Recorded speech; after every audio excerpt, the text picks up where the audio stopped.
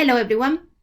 In this video, we're going to be looking at, again, various water chemistry parameters and what it tells us about water quality. And specifically, this time, we're going to be looking at something called alkalinity. And to understand what alkalinity means in an environmental context, we need to go back to what it is a neutralization reaction. When an acid reacts with a base, you produce a salt and you produce water. And as we call that neutralization. And you might have done titrations, for example, in the past in chemistry modules in which you mix, for example, hydrochloric acid and sodium hydroxide. And you made the salt with sodium chloride and you liberated water.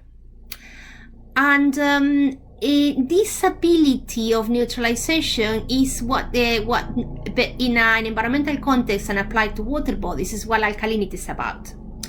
Alkaline has a general meaning of basic. When people talk about an alkaline solution, they talk about a basic solution, the pH greater than 7. And alkalis are things like sodium hydroxide or potassium hydroxide.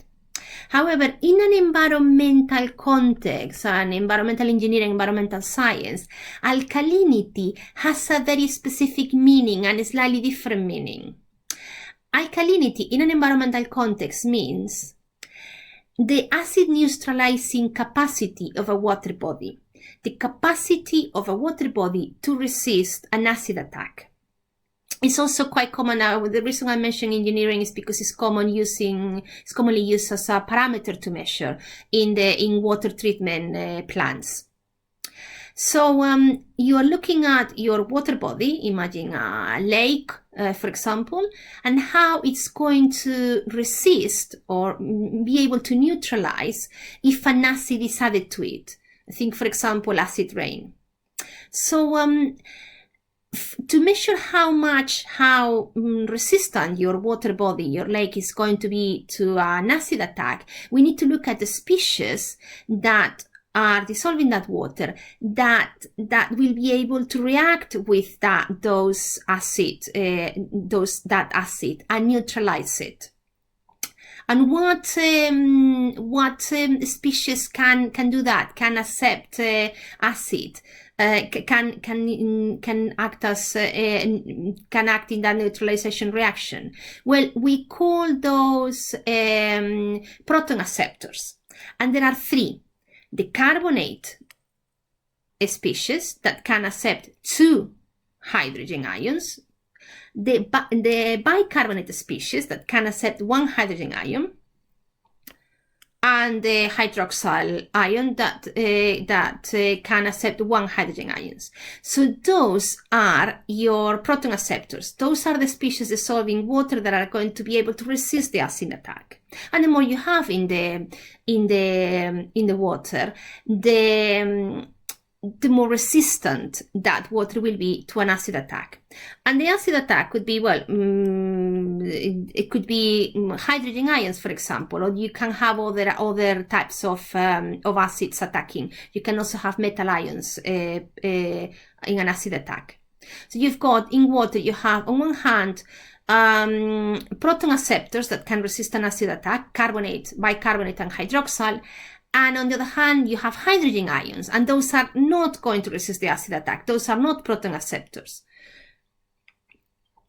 You can define alkalinity using this equation.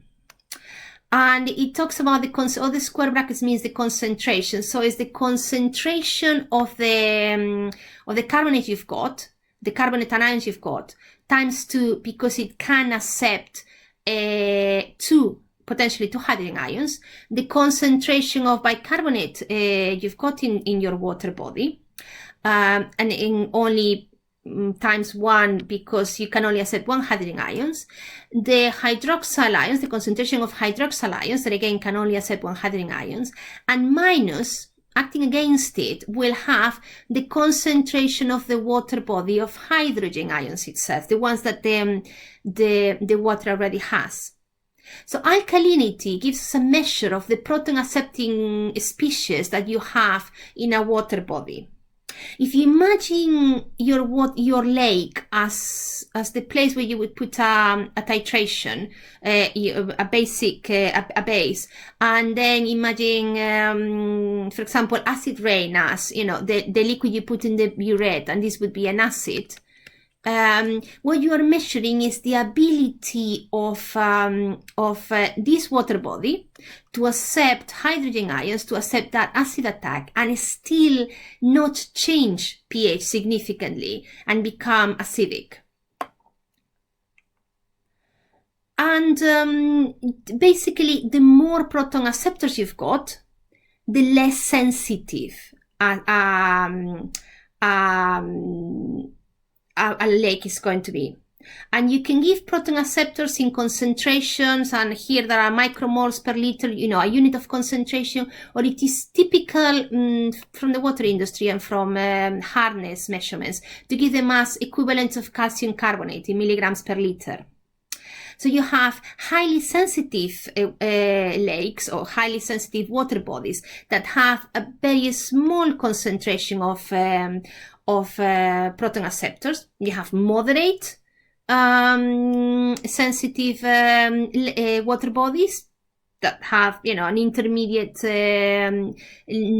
concentration of proton acceptors, and you have a low sensitive lakes that are really very resistant to the acid attack, that have a large concentration of proton acceptors. And here's just an example, a table that I extracted from Van Loon and Duffy, and as you can see, they're all over the place, from you know, this lake in the US to this lake in Kenya. So if you stop the video one moment and have a little think, which one would be the most sensitive of all those lakes and rivers to an acid attack? Which one would be the one that is more at risk? Stop the video now.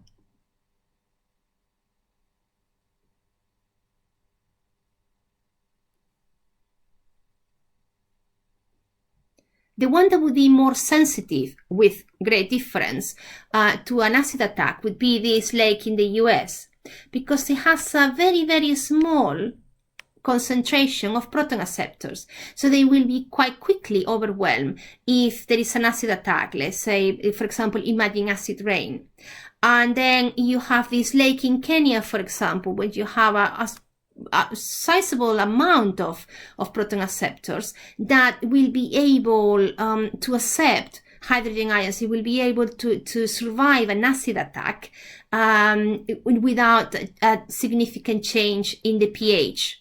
And needless to say, a dramatic change in the pH will determine survival of the species, aquatic species living in that water body. And in the first video, we talked about specifically about pH and how some, you know, species can only survive in limited ranges of pH. And once those are exceeded, and the lake becomes especially acidic, you can have acute mortality or stress and reduce reproduction, or affecting the size and health of the population, fish, but also crabs, etc., assorted aquatic species. This is a generic diagram of how lake acidification happens, how a water body gets acidified. So here we're representing pH in the y-axis and the concentration of hydrogen ions added. So you start adding, imagine acid rain, and imagine your lake. So you start adding hydrogen ions. And as you can see, this is a section that we call well buffer.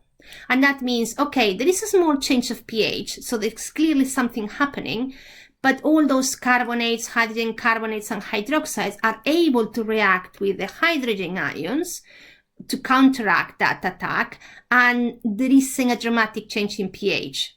There is a moment where you clearly see that you're getting into troubled waters.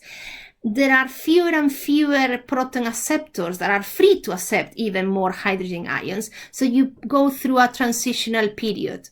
And all this section is what alkalinity measures, that at this point the lake is still resistant to the acid attack. And then there is a moment that you have so few proton acceptors that the hydrogen ions really have a true impact in the pH, and you can, you go through a zone in which the lake becomes acidic.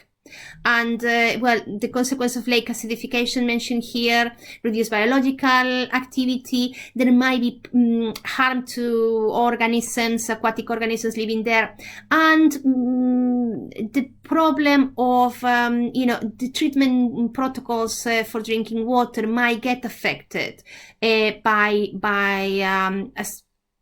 a water that has a very different pH than what was originally intended in that protocol. So there are all sorts of issues associated with lakes becoming acidified. So this is all in terms of what I want to tell you about alkalinity. I hope it was useful, and thank you for watching. If you have any questions, as usual, drop me an email or post in the module discussion board.